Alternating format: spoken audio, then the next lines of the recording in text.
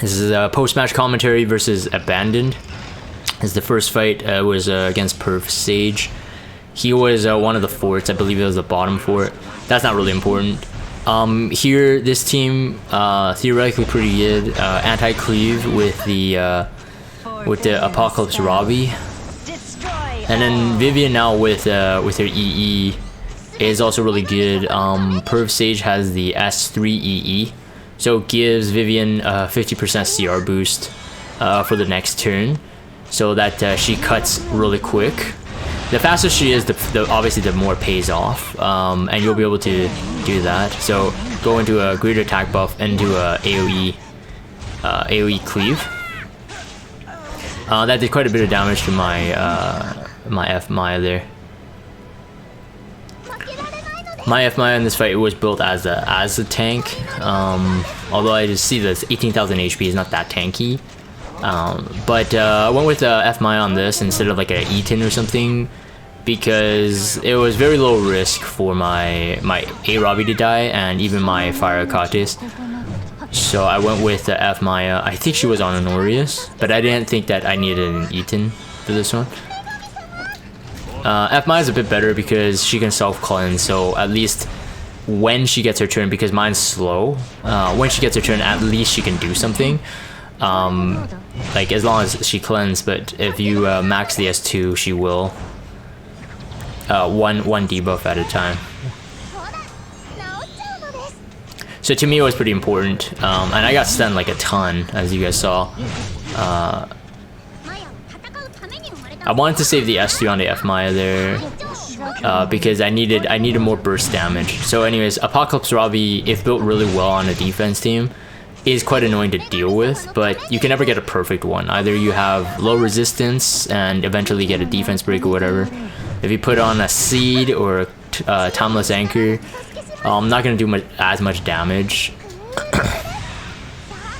I brought my Robbie here, of course, is my source of burst damage. So taking on a Robbie, usually burst damage is the way to go. I.e. Dark Corvus, Sirmia. Watcher Shuri can work too, as long as you can hit the amount of HP. Some Robbies are like very, very high HP, like 24,000 HP. It just depends if you have an attack buff with a Watcher Shuri, but Sirmia usually does the job. My Robbie is a pretty decent DPS, so with the Soul Burn and its high multiplier on the S1, that was no problem there. Second fight is a pretty common team that I've seen. I mean, Spectenny is very, very messy to deal with. She's a very messy hero to deal with, and I think, like, if you're gonna put her on a defense team, you have to have anti-cleave. So Crow is a very good option for anti-cleave. ML Ken is a good option for anti-cleave as well. There's a lot that you, unless you have data on the opponents, like how much HP, how much defense, how much resistance, you're gonna run into some problems.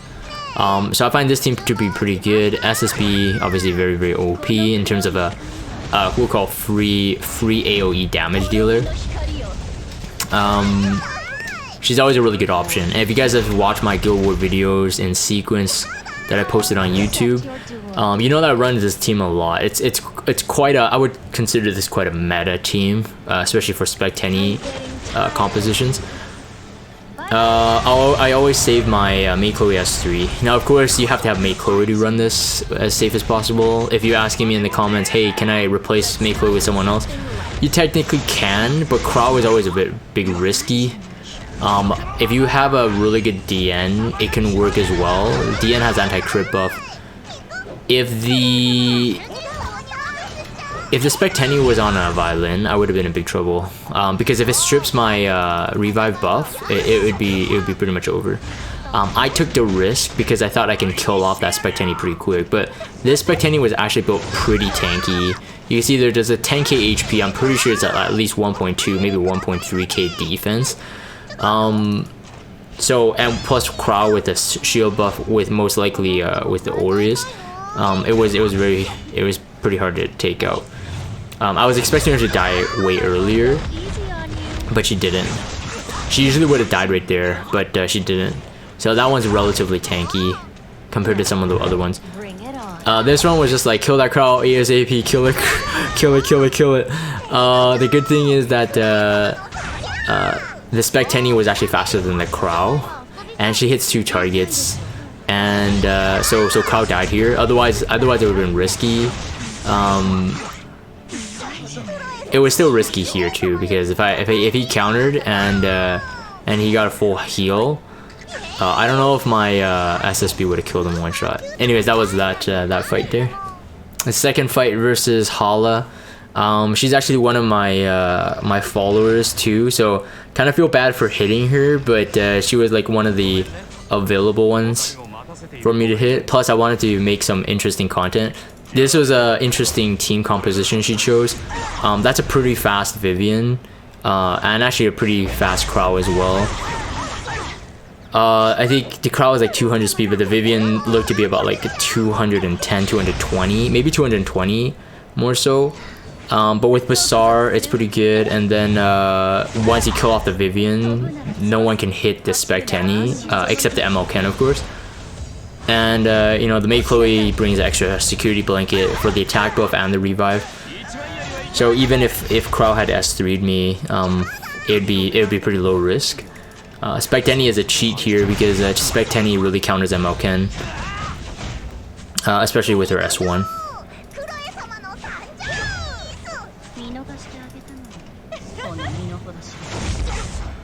Yeah, he already went to the horse. 24,000 HP. I know Hala's Crow. Her Crow is actually very good. Very top tier Crow. But it wasn't enough to kill off the maid there, which is good because I still like having to revive, especially going with the ML Ken, in case I die. And maid is a good one, especially for offensive battles to me.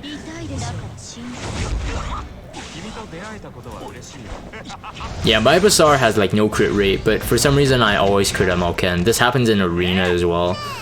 I gotta somehow lower it, but I got lucky on that stun. Although it doesn't really matter, but the stun was nice. It was just it just ensures that I can get some free hits off without losing anyone. For the second fight, and Hala, this is for you. Second fight, I just went with a Dark Corvus. I'm just like, yeah, I'm not gonna deal with this.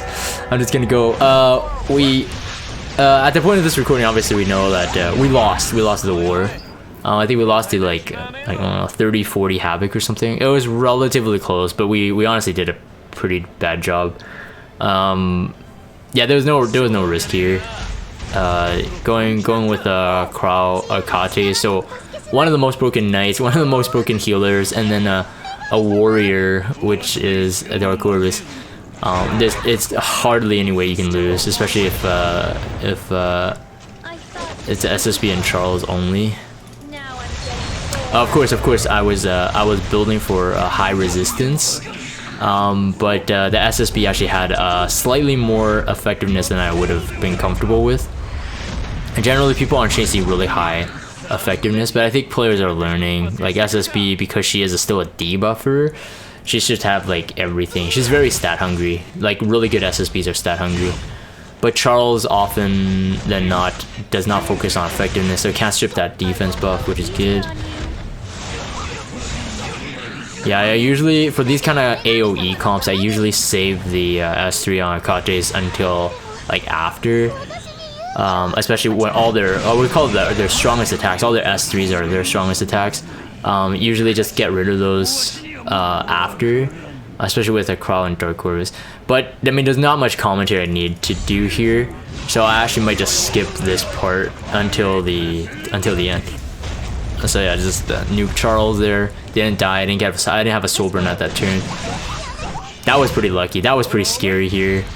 He missed that one, but if he didn't, I don't think I would have came back from it. Oh no, I would have, because of the S2. Alright, I'm gonna skip down here a bit. Alright, and we're back just in time to take out the Lilius.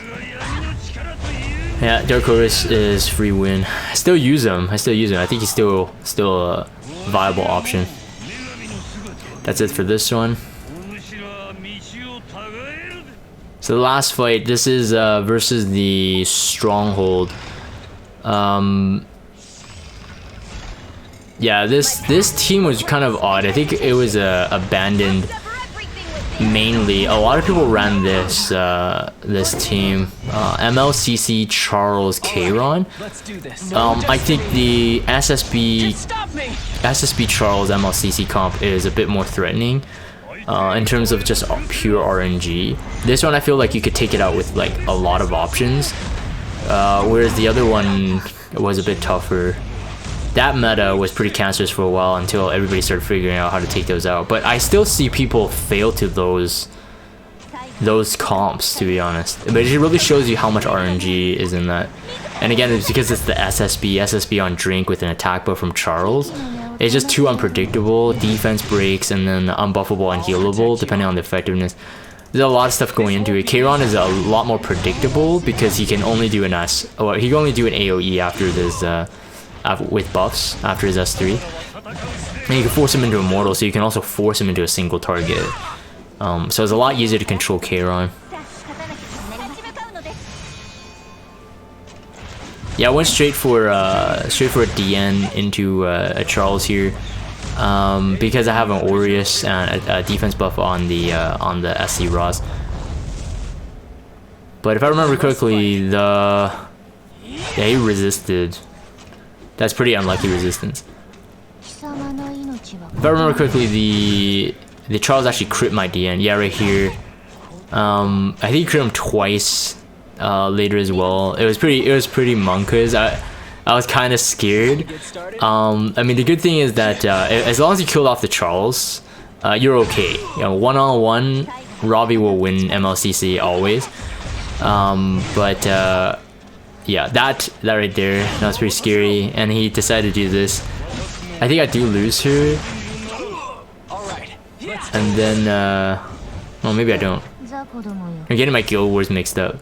I'm doing multiple recordings for multiple wars. I'm very behind on my video recording. Oh yeah, I do lose her.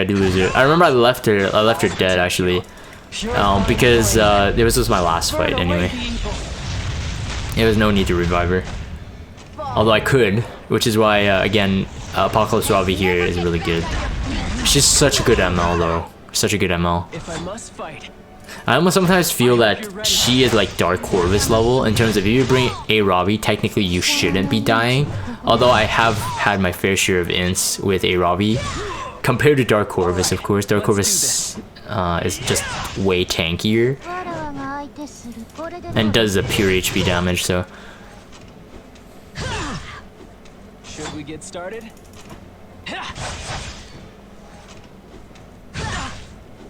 I'll protect you. Yeah, the good thing was my my Roz is actually pretty fast as well. So turn cycle pretty quick. Let's do this. Son of light.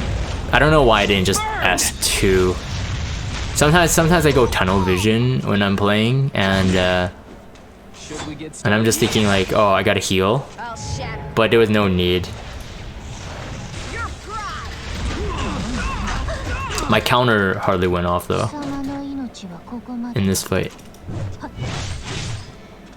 If I must fight, take this. 60% defense break, very nice to have. And the second one,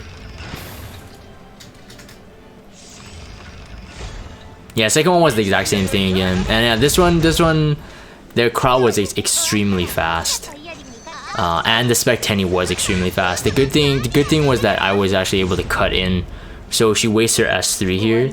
That damage is a huge chunk of damage, and again, this Genghis or the Genghis, his Spec Tenny was built pretty tanky as well. Actually, I remember this was actually tankier than Perv Sage's. Again, I wanted to do it ASAP, or do the S3 ASAP. I wanted to get the counter on MLK right there, but I didn't. Lack of crit, 85% crit rate. And yeah, you can tell it's way tankier on that Spec Tenny. So if anything, if compared, I think this was just a tankier Spec Tenny than Perv Sage. And I remember his crowd actually had decent resist in terms of like I couldn't debuff him either. So that became a bit tougher because I couldn't provoke, I couldn't defense break. So he goes down like kind of slow. it's both good and bad, especially if you're running SSB. It just depends on their speed. But they turn cycle so much faster, so I was able to also get my SSB feed a lot more often. Again, no crit right there. That would have been dead in terms of the Spectani. I was kind of worried at this point. This is the closest I think I was to actually lose with this comp. I gotta work on that crit rate. Yeah, yeah, this was really close. I remember now. Yeah, so because here I die, and then Spectani kills my Searman after this turn. But good thing again, it feeds SSB 2 targets. Could have killed my SSB right there. It didn't, so I was left with an attack buff. I was able to do that. Yeah, that was as close as I lost to die. But like per Sage, save the S3 so you have a 1 turn extra revive. Anyways, that's it for this one. This is Iggy versus Abandon, and like I said, we did lose this war, so really good war, guys. Abandoned, guys. I'm gonna end this for the video recording. If you guys have Discord, check out the Discord server. Follow me on Twitter, subscribe to YouTube if you haven't. As always, thank you guys for watching, and I will see you guys next time.